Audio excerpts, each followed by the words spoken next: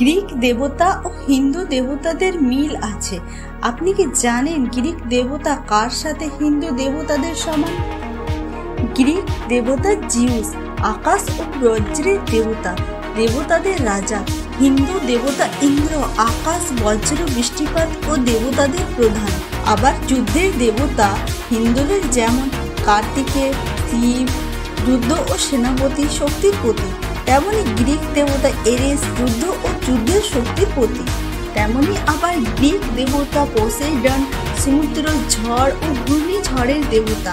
তেমনি হিন্দুদের দেবতা বরুণ জল, নদী ও মহাসাগরের দেবতা। লক্ষ্মী ও রাধা সৌন্দর্য, প্রেম ও সৌভাগ্যের প্রতীক। তেমনি গ্রিক দেবতা অ্যাফ্রোডাইট প্রেম, সৌন্দর্য ও কামনার দেবী। প্রতিটি ধর্মের দেবতা নিজস্ব সংস্কৃতি ও আধ্যাত্মিক ধারণার উপর ভিত্তি করে তৈরি।